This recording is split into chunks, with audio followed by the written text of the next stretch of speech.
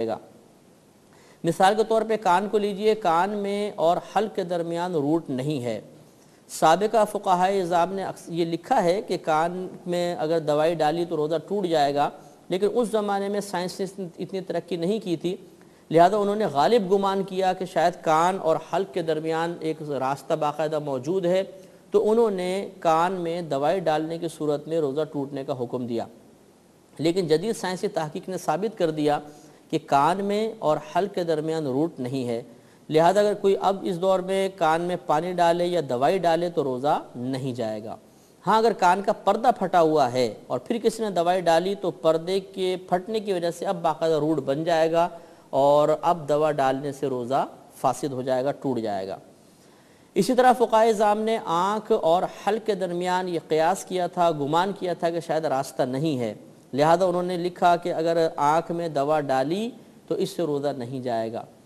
لیکن جدید سائنسی تحقیق نے ثابت کر دیا کہ آنکھ میں اور حلق کے درمیان باقاعدہ ایک پیسیج ہے، ایک راستہ ہے، ایک روٹ موجود ہے، لہذا اگر کوئی آنکھ میں اس دور میں دوائی ڈالے گا جدید مسئلے کے مطابق اس کا روزہ ٹوٹ جائے گا۔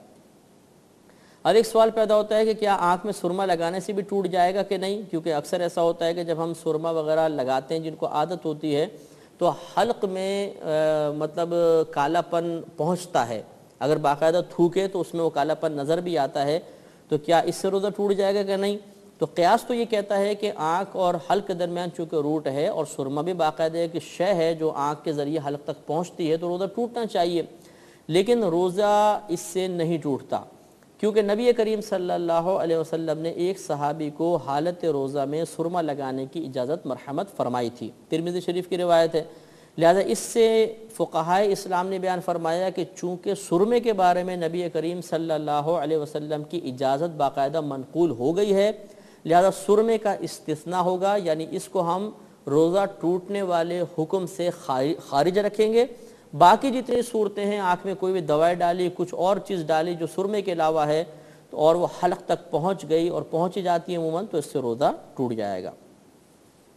اسی طریقے سے اب مثلا ناک میں آ جائیے، ناک میں کوئی دوا ڈالی تو ناک میں اور حلق کے درمیان باقاعدہ روٹ ہوتا ہے، جسے ہم بعض اوقات پانی سونگھتے ہیں وضو وغیرہ کرتے ہوئے یا غسل کرتے ہوئے تو دماغ کو چڑھ جاتا ہے، اندر پہنچ جاتا ہے، اور باقاعدہ بعض مریض ایسے ہوتے ہیں کہ جو ریگولر طریقے سے غذا نہیں کھا پاتے تو ناک کے ذریعے نلکی ڈالی جاتی ہے اور پھر ان کے معدے میں غذا پہنچائی جاتی ہے، تو یہ باقاعدہ ایک ناک اور حلق کے درمیان روٹ ہوتا ہے، لہذا اگر کسی نے ناک میں دوائی ڈالی تو یہ سوراخ کے ذریعے اندر پہنچ گئی، لہذا روزہ ٹوٹ جائے گا۔ اسی طرح منہ ہے کہ منہ میں اگر کوئی غذا وغیرہ ڈالی اور کھا لی تو یہ بھی چونکہ منہ تو ڈائریکٹ حلق سے اور معدے سے تعلق رکھتا ہے، باقاعدہ راستہ ہے اور ہے، اسی لیے اللہ تعالیٰ نے منہ عطا فرمایا کہ ہم کھائیں پئیں، لہذا اگر کوئی جان بوجھ کر قصدن روزہ یاد ہے اور کھائے گا پیے گا تو روزہ ٹوٹ جائے گا۔ ابھی ہم اس پہ کلام نہیں کر رہے کہ ٹوٹنے پر قضا لازم ہوگی یا کفارہ لازم ہوگا، یہ آگے انشاءاللہ مسائل بتائیں گے، فی الحال اتنا بتائیں گے کہ کن سے روزہ ٹوٹ جاتا ہے اور کن سے روزہ نہیں ٹوٹتا۔ تو یہ جو منہ کے ذریعے جو روزے ٹوٹتے ہیں اس پہ تھوڑی سی تفصیل ہے، اور یا منافذ کے ذریعے آپ کہہ لیں مزید تفصیل ہے، میں عرض کرتا ہوں، یہ ذرا غور سے سماعت فرمائیں۔ ایک تو دیکھیں سوراخ کے ذریعے روزہ ٹوٹنے کی صورت آپ کو بتائی کہ ناک میں دوا وغیرہ ڈالی تو ٹوٹ جائے گا، دوسرا منہ میں کچھ کھایا اور حلق کے اندر سے اتر گیا تو روزہ ٹوٹے گا، تیسری اس میں مسئلہ یہ ہوتا ہے کہ مثال کے طور پر آپ نے کوئی چیز کھائی تھی، وہ داڑھوں میں جمی ہوئی تھی حتیٰ کہ سحری کا وقت بند ہو گیا،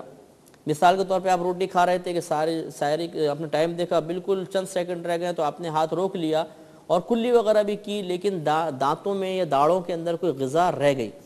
اور پھر مطلب جب روزہ بند ہو گیا تو وہ تھوک کے ساتھ اندر پہنچ گئی،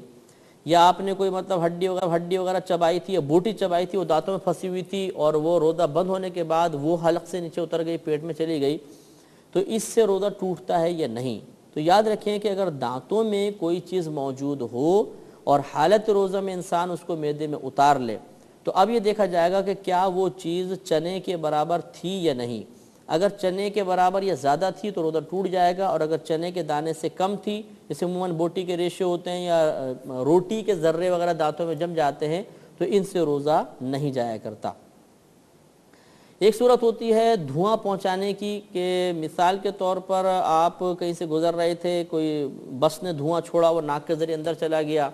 تو کیا اس سے روزہ ٹوٹتا ہے یا نہیں ٹوٹتا؟ تو اچھی طرح یاد رکھیں کہ بہرحال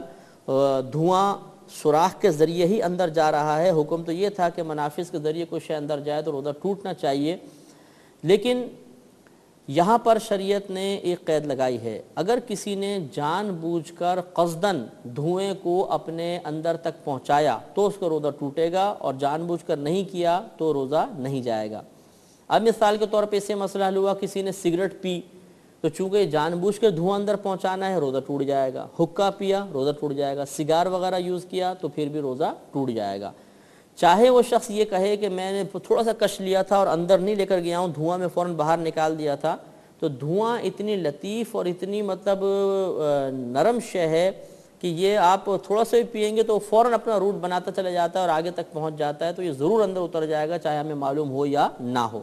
لہٰذا دھوئیں سے یعنی سگریٹ سے اور حقے سے کیونکہ جان بوجھ کے دھواں اندر پہنچانا ثابت ہو رہا ہے، روزہ ٹوٹ جائے گا۔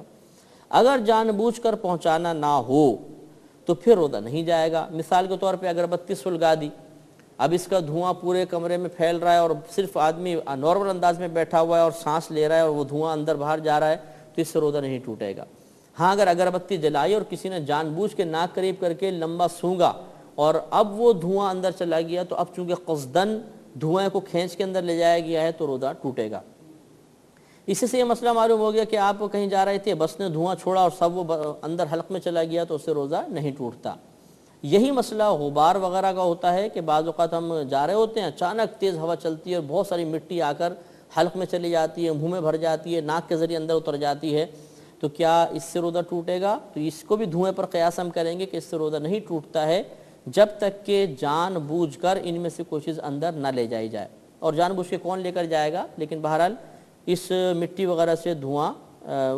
دھوئیں سے یا مٹی سے جبکہ جان بوجھ کر نہیں لے جایا گیا، قصداً ایسا نہیں ہے تو روزہ نہیں جائے گا۔ بعض ہمارے بھائی سوال کرتے ہیں کہ کیا روزے میں پان یا تمباکو کھانا جائز ہے یا نہیں، جبکہ پیک اندر لے کر نہ جائیں، تھوکتے رہیں تو کیا جائز ہے؟